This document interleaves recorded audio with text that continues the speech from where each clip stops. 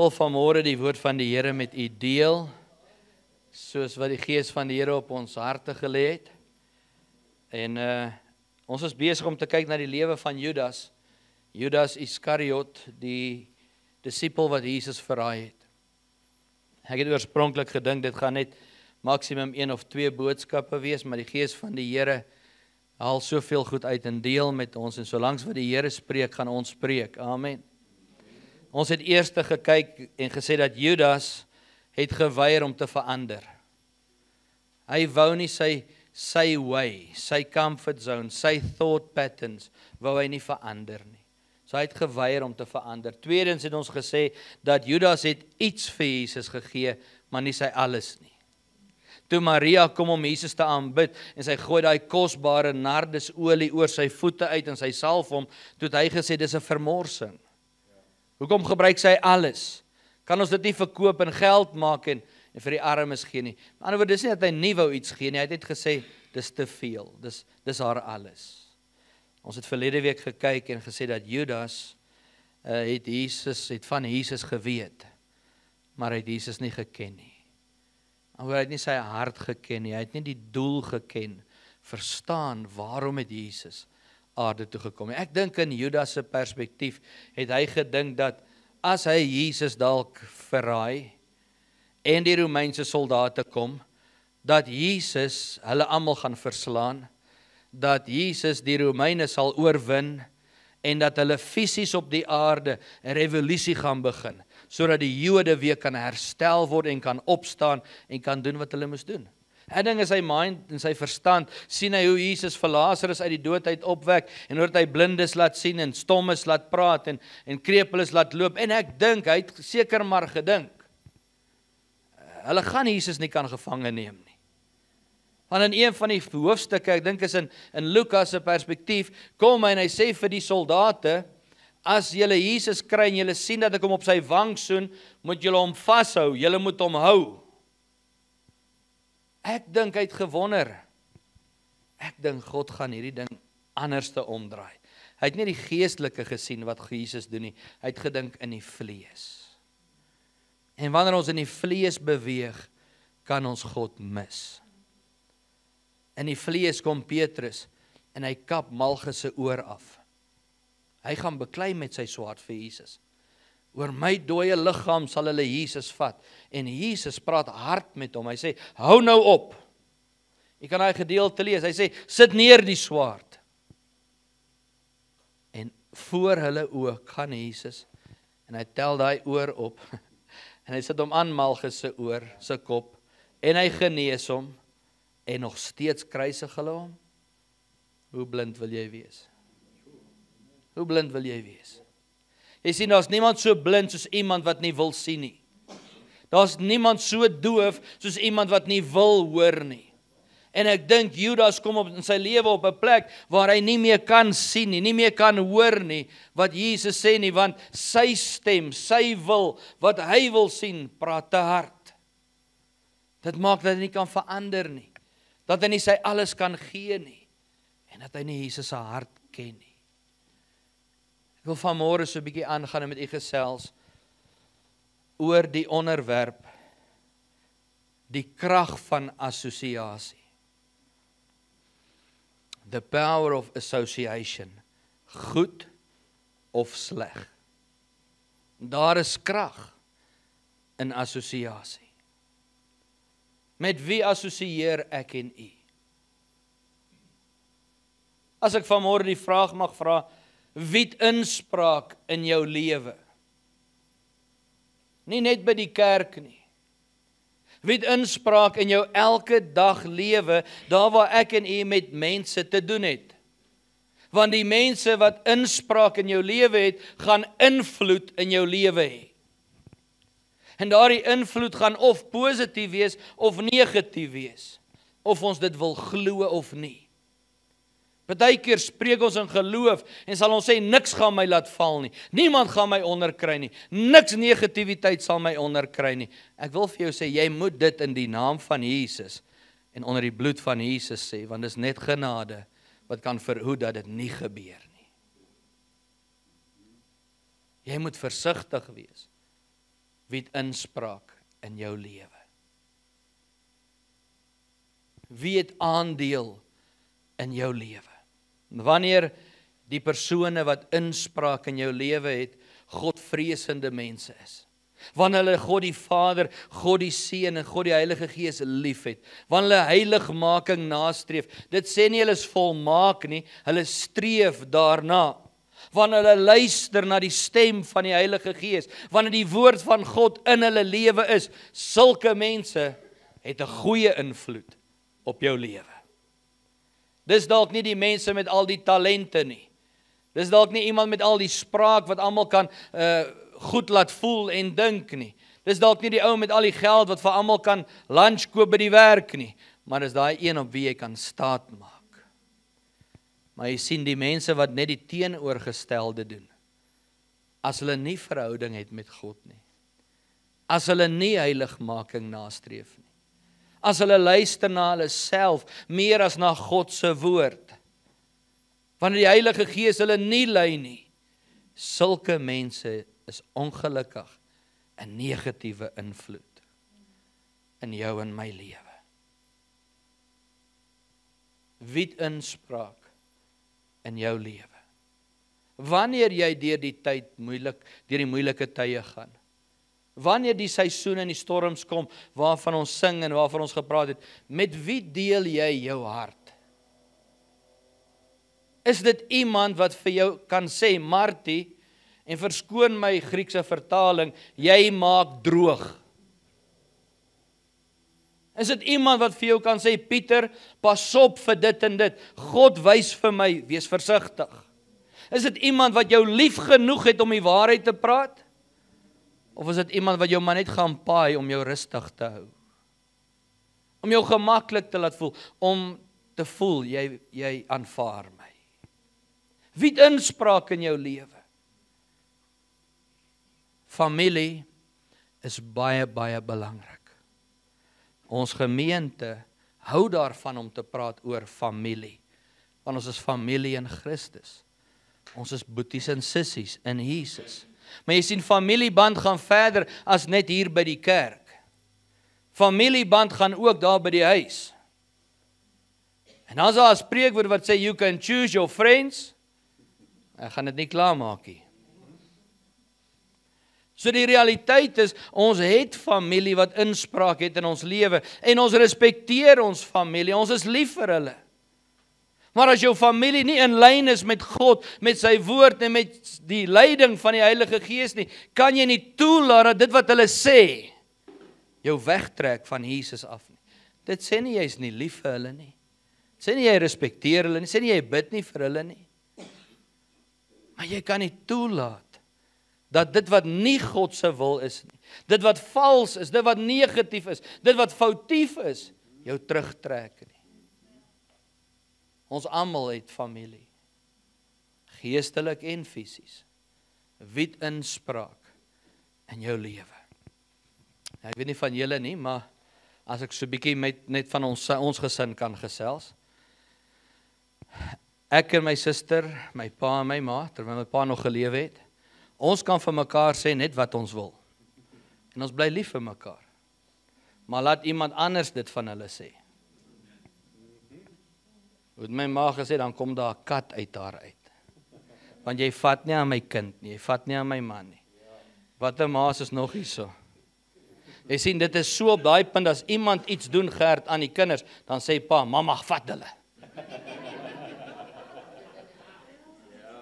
Huh? Want is my kinders. Jy vat nie aan my kinders nie. Maar die realiteit is ook, daar's oomblikke wat ons moet versigtig wees, wat selfs ons naaste familie vir ons kan sê. Want in daai situasie waar ma opstaan vir Boetie of vir Sissie, was Boetie dalk verkeerd. En ma staan op vir dit wat verkeerd is. Sy kan nie dit goedkeur nie. En sy beklei vir Boetie en vir Sissie, want dis haar kinders. En wat doen ons dan? As ons oë toe is vir ons kinders se tekortkominge en foute, dan maak ons hulle groot vir die verderf. Ek sê nie ons moet fout vind, die hele tyd staan en kyk vir negativiteit nie, maar wat ek ook sê is, moenie dit wat verkeerd is reg praat nie. Daar's reg en daar's verkeerd. Ek het nou die dag, toe sê ek vir 'n persoon, want hulle gesels met my en die vroukie sê, sy wil haar kind se beste vriendin wees. En met liefde wil ek sê, jy's nie geskape deur God om jou kind se vriendin te wees nie. Jy is geskep om hulle maat te wees. Amen. My boeta, jy is nie deur God geroep om jou kinders se beste vriend alleen te wees nie. Jy is geroep om hulle pa te wees. Jy is geroep om hulle karakter te vorm in die naam en in die krag van Jesus. Jy is die een wat dalk die onaangename werk moet hê. Nou, dis nou nie in hierdie kerk nie, maar ek weet daar's ander families waar die ma sukkel met die kinders, en as sy pa by die huis kom en sê sy vir hulle, die kinders was stout, jy moet hulle gaan slaan. Maar dis nie hier nie, nee. Ja, dit gebeur nie hier nie. Arme pa, hy werk die hele dag en hy verlang na sy bloetjies en as hy wil sê, hallo my kinders, dan moet hy hulle slaan. Hy moet aan my sê, wees versigtig, wie inspraak in jou lewe.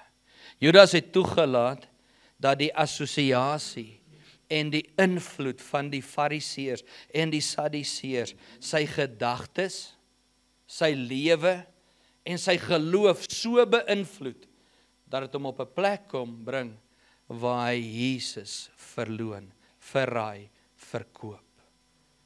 En dit eindig nie daar nie.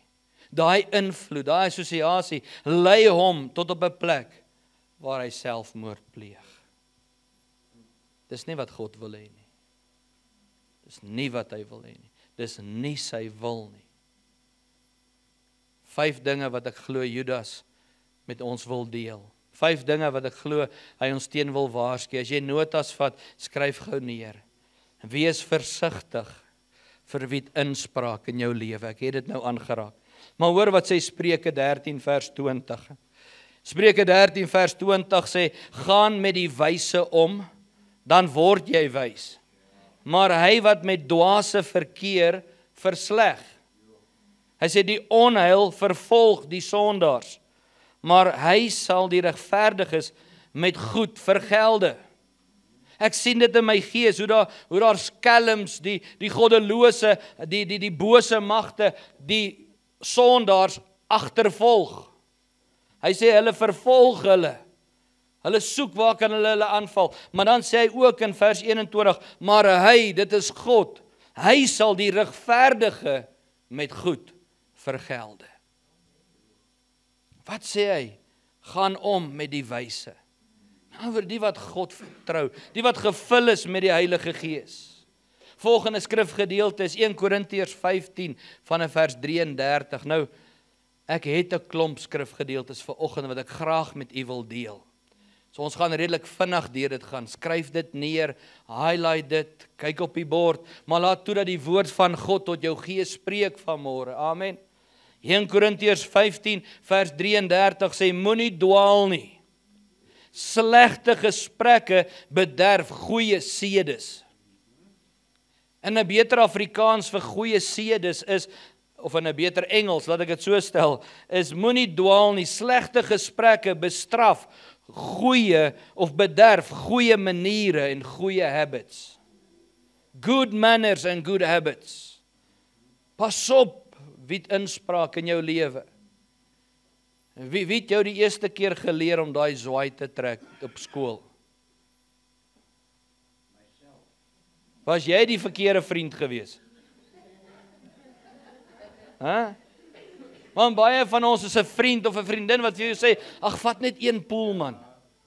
Kom, ons is mos nou bietjie groot.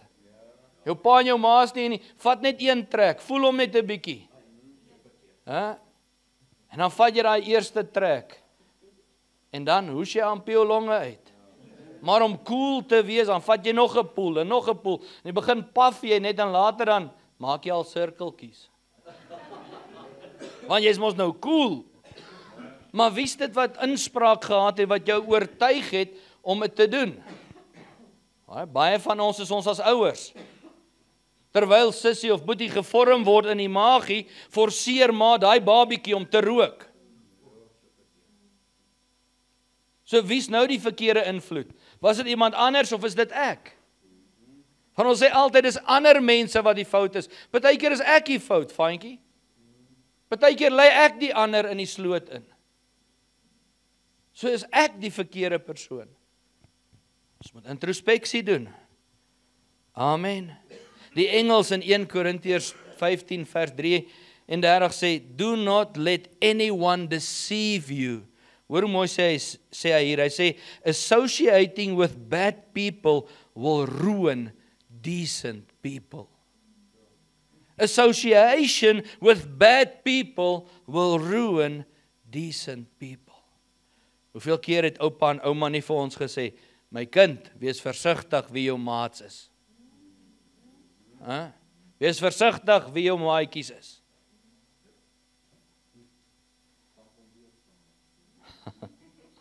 Die volgende waarskuwing wat ek glo Judas vir ons wil gee is, moenie dat net sommer enige iemand hande op jou lê nie. Moenie net dat enige iemand sommer net hande op jou lê nie. 1 Timoteus hoofstuk 5 vers 22 sê, moenie haastig iemand die hande op lê nie. Jy moet ook nie met die sondes van ander gemeenskap hê nie. Hou jou rein. Jy sien hierdie gedeelte wat sê, moenie haastig hande op lê nie, het 'n paar verduidelikinge, 'n paar interpretasies, en in die eerste plek kom Paulus en hy praat met Timoteus toe hy jonk was en as leier as kerk, sê hy, moenie net mense aanstel in posisie en plekke van aansien, hulle sien, hulle die hande op lê, as jy nie hulle karakter getoets het nie. In ons gemeente het die Here ons gelei, dat almal is welkom om na Jesus toe te kom. Almal is welkom om te kom sit. Maar voordat jy ingeplant word, het ons 'n kuieraand.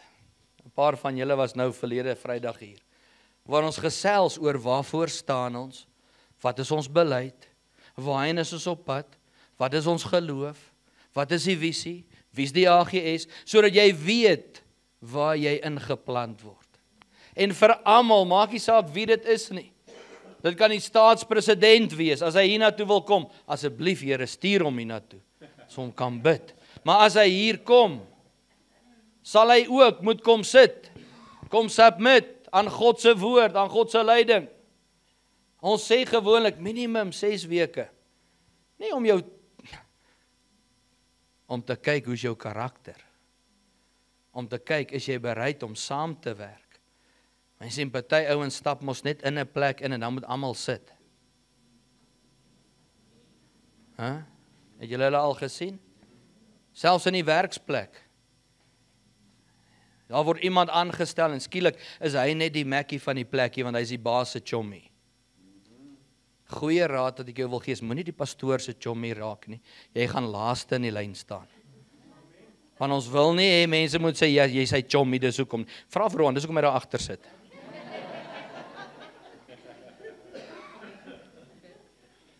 Nee, ek verpes. Kom ons bou verhouding. Maar it's not about what you can do and what you can give is, Lord, I want to submit unto you. En wees stadig dat iemand net hande op jou ook lê. In Engels sê ons, be careful for the transferal of spirits. Die oordraging van geeste. Alright, so ek gebruik altyd die voorbeeld, as jy in 'n engine van 'n kar werk, en jou hande is vol olie, en jy stap in die huis in, en jy kom na mamma toe om haar 'n drukkie te gee, wat sê sy vir jou? Pull in my China? Nee, sy sê, gaan was jou hande, jy vat nie so aan my nie, behalwe as mamma in die engine gewerk het, en papa was in die huis.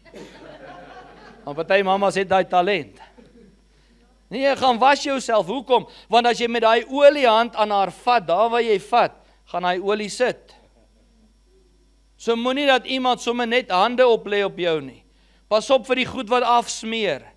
En as ons jong tot bekering is ons vurig en ons is in die brand en ons is lus en ons wil alles vir die Here doen en dan dink ons nie, ons laat toe dat enige iemand net vir jou bid, vir jou hande oplê of oor jou profeteer. Wees versigtig wie hande op jou lê. Amen. Is julle hier vanmôre? Hoekom sê ek dit? Lees saam met my Matteus 24 vers 23.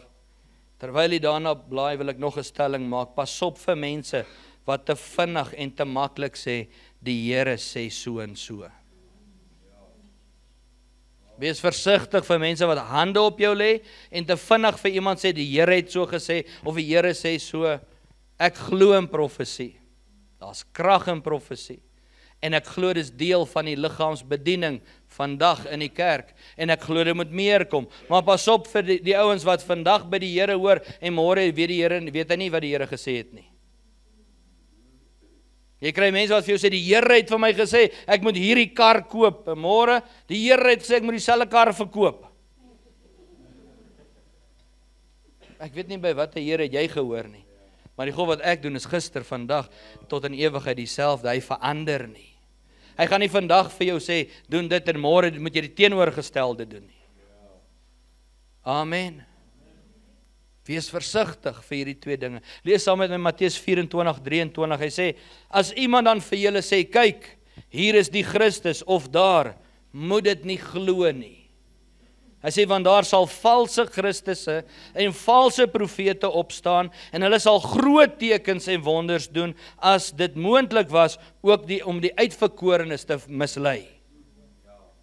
Hoor wat sê, hulle gaan groot wonders doen, groot tekens doen, hulle sal profeteer. Hy sê, maar pas op vir dit.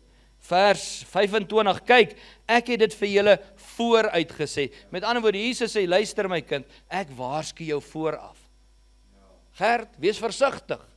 Met ander woorde, daar's baie valse profete. Baie wat net in die naam van die Here wil praat. Baie wat net sommer wil duiwels uitdryf. Baie wat net wil hand oplê. Pas op, kyk wat sê hy hier. Hy sê, as hulle dan vir julle sê, kyk, hy's in die woestyn, moenie uitgaan nie. Kyk, hy's in die binnekamer, moet dit nie glo nie. Want soos die weerlig uit die ooste uitslaan en tot in die weste skyn, so sal ook die koms van die seun van die mens wees. Elke oog gaan hom sien. Elke tong sal bely. Pas op vir die wat in geheimenisse praat. Pas op vir die wat sê, hoor jy moet nou nie die ander vertel nie, ek vertrou net vir jou. Pas op met wie jy praat.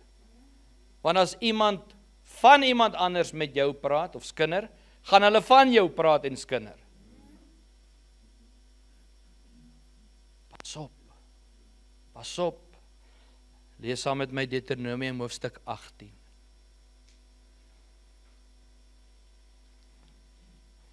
Ek dink Judas sou vir ons gesê het, pas op. Hy sou gesê het, die fariseërs het mooi woorde gehad. Die fariseërs het die Torah gepraat, het die wet geken. Die fariseërs het ons oortuig dat Jesus verkeerd is. Met inspraak in jou lewe. Deuteronomium 18:18 sê, 'n profeet sal ek vir hulle verwek uit die midde van hulle broers, soos jy is, en ek sal my woord in sy mond lê, en hy sal aan hulle sê, alles wat ek hom beveel. God praat met Moses, hy sê, ek sal 'n profeet opwek vir die volk. Vers 19. En die man, wat nie luister na my woorde, wat hy in my naam spreek nie, vir hom sal ek self rekenskap afeis. En dan vers 20, maar die profeet, hoor wat sê hy hier, wat so vermetel is, om 'n woord in my naam te spreek, wat ek hom nie beveel het om te spreek nie, of wat in die naam van ander gode spreek, die profeet moet sterf.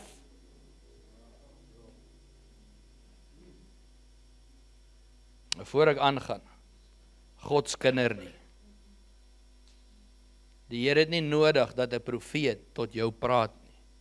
God praat direk met jou.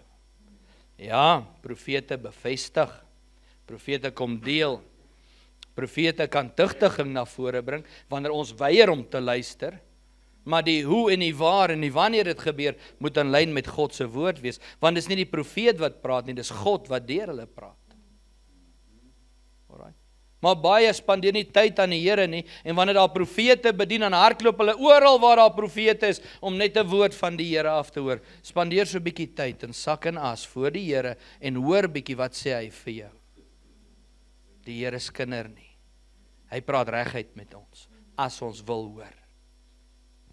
Nou wat sê hy daar? Hy sê, wie daai man wat so vermetel is, wat sê ek sê so, en ek het nie so gesê nie.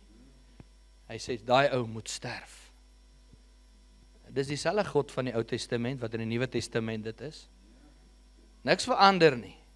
Net omdat ons onder genades lewe, kan ons nie nou maar gaan en profeteer en sê, so sê die Here, en dat hy dit nie gesê nie. Want geestelik sal jy sterf. Wees versigtig. Jy moet regtig, en ek sê dit met liefde respek, weet dat God met jou praat, en as jy sê, so sê die Here, moet jy seker maak, dis die Here wat dit gesê het. Soos hy broer, ek het julle al vertel, wat na die pastoor toe kom, en hy sê vir die pastoor, pastoor, die Here het vir my gesê, ek moet my vrou skei en die orrelis trou. Ek het van haar gedroom gisteraan, pastoor. Vanoggend toe ek aan die bidkamer sien, toe klop my hart chocolates, pastoor, want die Here het gesê, ek moet skei en ek moet haar trou. Die pastoor is so geestelik. Hy sê, kom broer, kom kniel, kom ons bid. En toe die broer bid, sê hy vir hom, maak toe jou oë. En hy maak sy oë toe. En die pastoor trek weg en hy klap hom teen die oor. Toef. Toe die man by homself kom en opstaan, sê, wat klap jy my? Hy sê, dieselfde God wat vir jou gesê het, jy moet skei, het vir my gesê, ek moet jou klap. Wees versigtig. Party mense eet baie rooi vleis voor hulle gaan slaap, dan droom hulle rowwe goeters. Nie alle drome is van die Here af nie. Jy moet kan onderskei. Die woord van God sê, toets die gees. Amen. Nie elke ou wat sê, so sê die Here, praat namens die Here nie, my boetie, my sussie, ek's ernstig vanmôre, ons maak dit dalk ligtelik, maar dit het gemaak dat Judas sy ewige lewe saam met Jesus verloor. Want hulle het dooie profesie na vore gehou, en hulle kon nie sien wat Jesus kom doen het, hoe hy die profesie kom vervul het nie. Die wet het hulle verblind. Ons weet dit, want God sê, toe Saul, wat Paulus geword tot bekering gekom het, was sy oë verblind, met skille van verblindheid. Hy kon sien, maar hy het nie gesien nie. En toe hy in inraking kom met God, en die Here red sy siel, toe raak sy oë blind, maar sy geestesoë gaan oop. Die woord sê, skille van verblindheid het afgeval. Sodat hy kan sien wat God sê, wat God wys. Tradisie maak jou blind. Verkeerde assosiasie met die verkeerde vriende maak jou blind. Verkeerde kerke wat die verkeerde leer verkondig, maak hulle mense blind. Dan wil ons onsself regverdig. Ja, maar Eben het so gesê, moenie my glo nie, glo die woord. Glo die woord. Amen. Kom ons lees verder daar. Hy sê, daai profeet moet sterwe. Vers 21. En as jy in jou hart sê, hoe sal ons die woord weet wat die Here nie gespreek het nie? Hy vra 'n vraag. Dan sê hy, as die profeet in die naam van die Here spreek, en wat hy gesê het, gebeur nie, en kom nie uit nie, dan is dit die woord wat die Here nie gespreek het nie. Deur vermetelheid het die profeet dit gespreek. Jy mag vir hom nie bang wees nie. Deel van hierdie valse profete is waarsêers. Daai anties wat die teeblare lees, wat met die glasbal sit. Daai spiritiste, pas op. Hulle spreek vloeke en bindinge oor jou uit, en as jy dit glo in vrees, dis dan wanneer dit waar word. Daar's een God, een Gees, een Heilige Gees, wat in en deur ons werk, en dis die Heilige Gees, die Gees van God, en hy sal die woord aan jou openbaar. Jy het nie nodig om na iemand anders toe te gaan nie, gaan na die Bybel toe. Ek weet nie hoekom ek dit moet noem nie, maar ek moet dit dalk noem. baie profeteer, dan sê hulle, dit gaan goed gaan met jou. Ek sien voorspoed in jou lewe. Ek sien deurbrake in jou lewe. Ek sien finansiële groei. Dis nie profeteer nie, dis bemoediging. Party mense het dit nodig, en as die Gees van die Here deur jou praat, dan bemoedig ek my boetie, want sy woord sê, hy wil ons meer as oorwinnaars maak. Ek gaan jou voorsien, ver bo wat jy kan hoop of glo of bid. Ek wil jou seën. Maar moenie dit verwar met profesie nie. Amen. Wees versigtig. Wees versigtig. Sluit aan by my groep. Word 'n vennoot. Teken die debietorder. En dan het ons 'n spesifieke tyd op 'n spesifieke aand waar jy inlok waar ek tot jou gaan profeteer. Gaan kyk op Facebook, daar's 'n paar van hulle. Wees versigtig. Jesus sê, my volk, ek het julle vooraf gewaarsku. Ons het nou gelees. God se woord is verniet. Maar dit het nie goedkoop gekom nie. It is for free, but it's not cheap. Moenie laat mense jou charge vir wat God doen nie. Amen. Amen. Jy kan nie 'n profesie koop nie. Kan ek dit weer sê? Jy kan nie profesie koop nie. Waar kry ek dit? By die voete van Jesus. En wanneer dit kom, is dit bevestiging van wat God met jou deel. Volgende punt wat ek vinnig vir u moet noem is, toets die gees van die mense wat in jou kringe rond beweeg. Toets die gees. Toets die gees. Ons het almal verskillende kringe waarin ons rond beweeg. Ons het te doen met verskillende mense. Hoor wat sê 1 Johannes 4 vers 1. 1 Johannes hoofstuk 4 vers 1 sê, geliefdes, glo nie elke gees nie. Klein lettertjies. Maar stel die geeste op die proef of hulle uit God is. Is dit Nuwe Testament? Is dit God se woord? Praat die Here met u en met my? Wat sê hy daar? Want baie valse profete het in die wêreld uitgegaan. Hieraan ken julle die gees van God. Hoofletter gees, die Heilige Gees. Hy sê elke gees wat bely dat Christus Jesus in die vlees gekom het, is uit God. En elke gees wat nie bely dat Jesus in die vlees gekom het nie, is nie uit God nie. Hy sê, en dit is die gees van die anti-Kris, waarvan julle gehoor het, dat hy kom, en hy is nou al in die wêreld. Hy sê nie, dit is die anti-Kris nie, hy sê, dit is die gees van die anti-Kris. Daar's 'n verskil, amen. En dan vers 4 sê, julle is uit God, my kinders, en het hulle oorwin, omdat hy wat in julle is, groter is as hy wat in die wêreld is. Wie's groter as die een in die wêreld? Jesus Christus. Wie's in jou? God die Heilige Gees. Is groter in jou. Laai saam met my na Lukas hoofstuk 22 toe. Lukas 22 vers 3.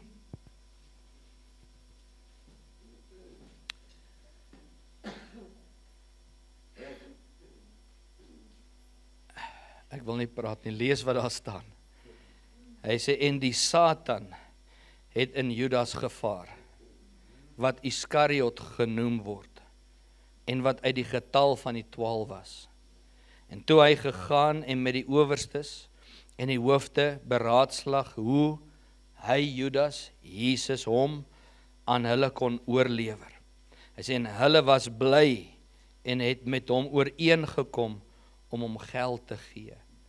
En hy het toegestem en na 'n goeie geleentheid gesoek om hom sonder oproer aan hulle oor te lewer. Wat het met Judas gebeur? Daar eerste die Satan het in Judas ingevaar. Sê saam met my, die Satan het in Judas ingevaar. Jy sien, Judas was Judas. Hy was lief vir geld. Ons verstaan dit. Judas het 'n geleentheid gehad om saam met Jesus te wandel, net soos al die ander. Maar toe Judas nie met die versoeking deel wat oor sy pad kom nie, En hy hou nie die deure toe nie, toe het hy 'n deur oopgemaak vir Satan. En die woord sê, Satan het Judas ingevaar. En van daar af het hy 'n geleentheid gesoek, wat goed is om Jesus oor te lewer. Met ander woorde, wat doen die duiwel? Hy sê hy lê en loer. Het jy daai gedeelte in die woord gelees? Hy lê en loer vir 'n oop deur. So het Judas gaan wag, hy het geloer, hy het gekyk vir 'n geleentheid. Pas op vir mense, wat dalk soos 'n Judas voorkom, maar hy het 'n duiwel in hom. As jou gees jou waarsku, luister. As jou gees jou waarsku, luister. Jy's mos kind van God. As jy met iemand gesels, of jy ontmoet hulle, en jy daai ongemaklikheid hier binne in jou, en jy het jouself klaar bestraf, en dit bly daar. Luister daarna. Die gees van God beskerm jou, waarsku jou, moenie dit doen nie, pas op vir daai een. Ek baie keer letterlik in die gees, sien ek baie keer 'n vraagteken, of 'n uitroepteken, as ek iemand ontmoet. Die gees van die Here waarsku jou en sê, pas op, wees versigtig. Dit sê nie ons moet nie Jesus openbaar nie. Sê nie ons moet hulle nie lief hê met die liefde van Jesus nie, maar wees versigtig. Wie het inspraak, invloed in jou lewe. Wees versigtig vir besigheidsmanne met goeie deals, maar met bad fruit. Maak dit sin as ek hom so mengels gooi. Pas op vir ouens wat die regte woorde het, maar hulle vrugte getuig nie van die woorde nie. Pas op. Toets die gees.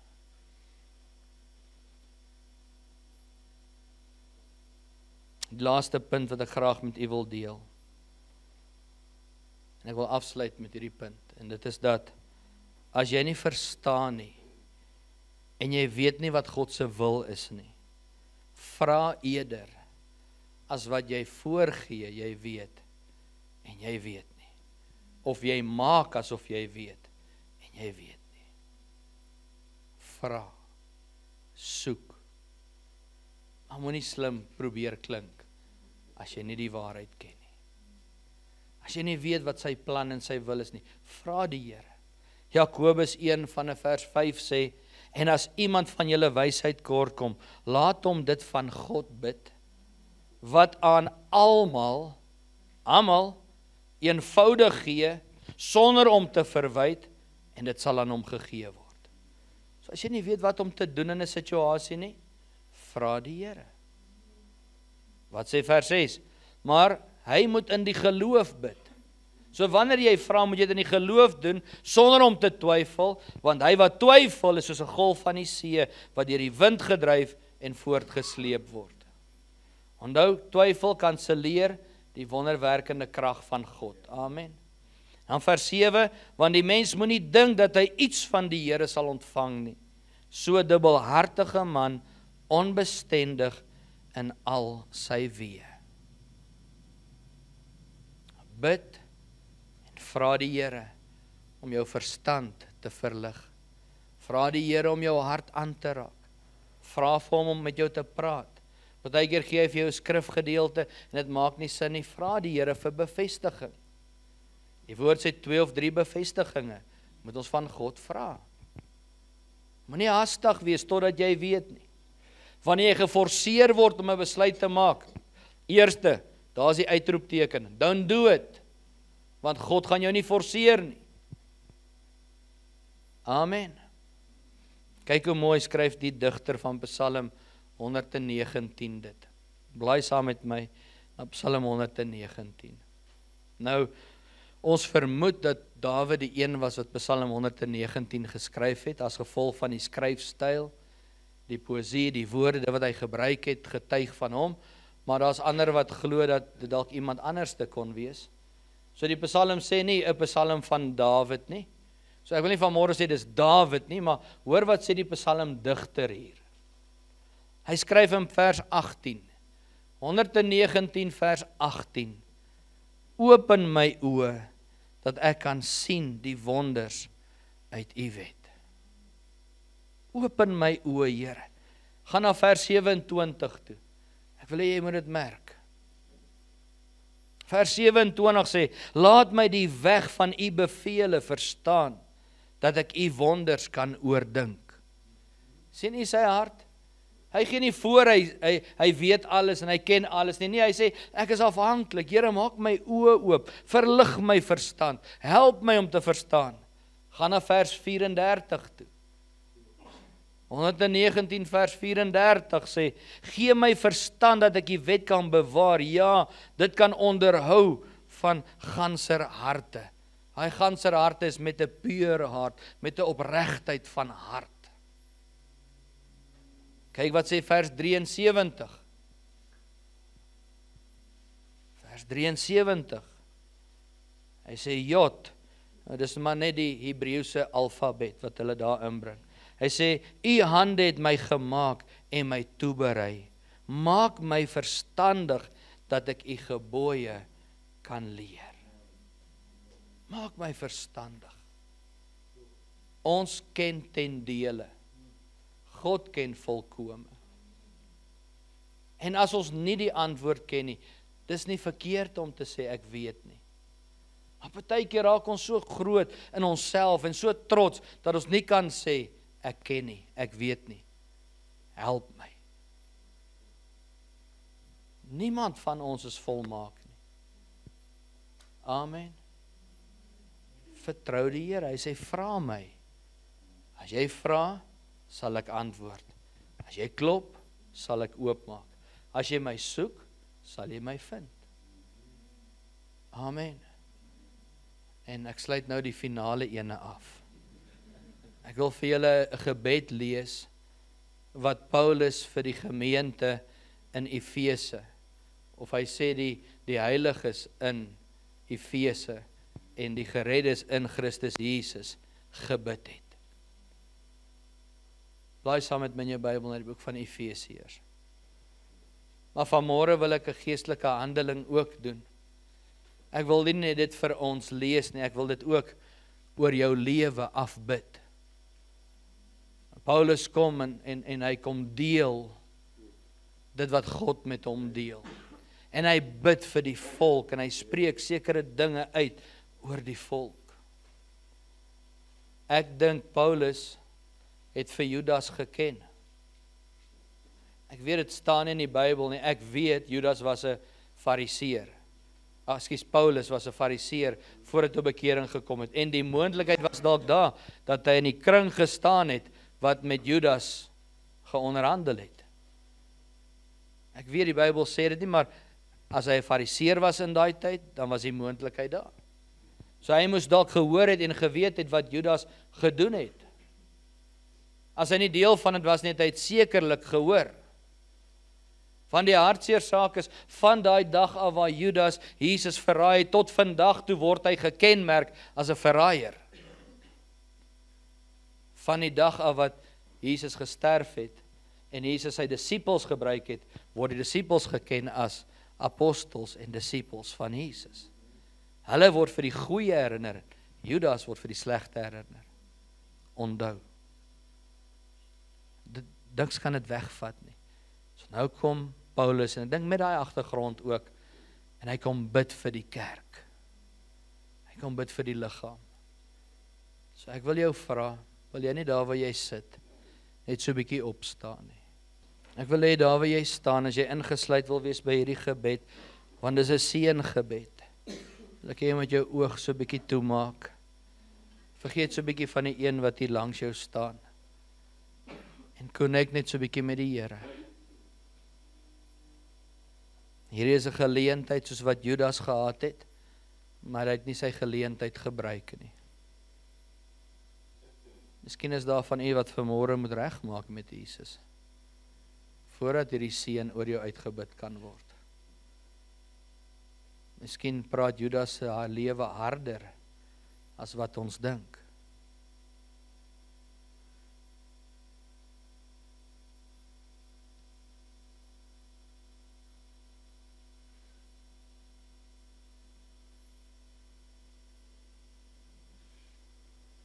bid in die naam van Jesus, dat die God van ons Here Jesus Christus, die Vader van die heerlikheid, aan julle die gees van wysheid en openbaring in kennis van hom mag gee. Ek bid in die naam van Jesus vir verligte oë van julle verstand, sodat julle kan weet wat die hoop van sy roeping is, en wat die rykdom van die heerlikheid van sy erfdeel onder julle, God se heiliges is, en wat die uitnemendheid en die grootheid van sy krag in ons kan wees.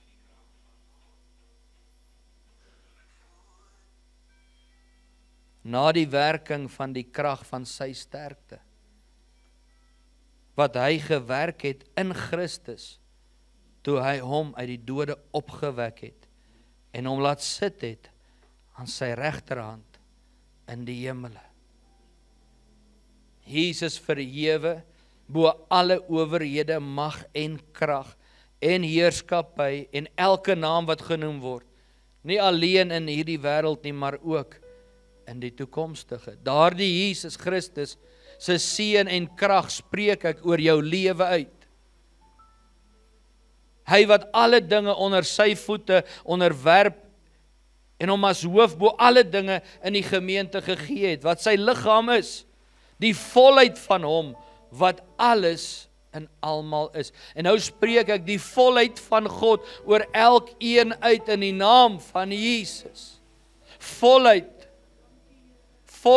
van genesing, volle vrymaking, volle verlossing, volheid, die volle werking van God se gees, sy volle gawes in die gees van die Here, die volle vrug van God se gees. Ek spreek 'n gesonde huwelik oor jou huwelik uit. Ek spreek jou as priester aan in die naam van die Here, 'n Godvreesende, heilige, gesalfde van die Here. 'n Man wat lei deur voorbeeld, 'n man wat sê volg my soos ek Christus volg. Ek bid dat God jou verstand, my boeta, sal verlig, jou oë sal oopmaak, jou hart sal sag maak in die naam van die Here van die leerskare. Ek bid dat jy met liefde jou familie en jou gesin sal lei. Ek bid vir wysheid, insig wanneer jy keuses en besluite moet maak. Ek bid vir jou my sussie, dat God jou sal vashou, dat hy jou sal beskerm, dat hy die vloek van Eva oor jou liggaam sal verbreek. Ons maak los genesing in jou ingewande, in jou liggaam en in jou gees. Ons maak los die seën van die Here, wat alle verstand te bowe gaan. Mag die vrede van God jou sussie vul in Jesus naam. Mag hy elke vrou die vermoë gee om staande te bly, saam met haar man, onderdanig aan haar man, soos wat haar man onderdanig is aan God. Ek bid dat God jou sal wysheid en insig gee, my sissa. Dat jy kan reg van verkeerd onderskei. Jy het die Heilige Gees. En dat God jou kan gebruik om saam met jou man keuses en besluite te maak. Ek bid dat elke man en elke vrou verbind sal wees met 'n band van liefde wat nooit sal breek nie. Vervolging of smart, niks kan ons skei van die liefde van Jesus nie.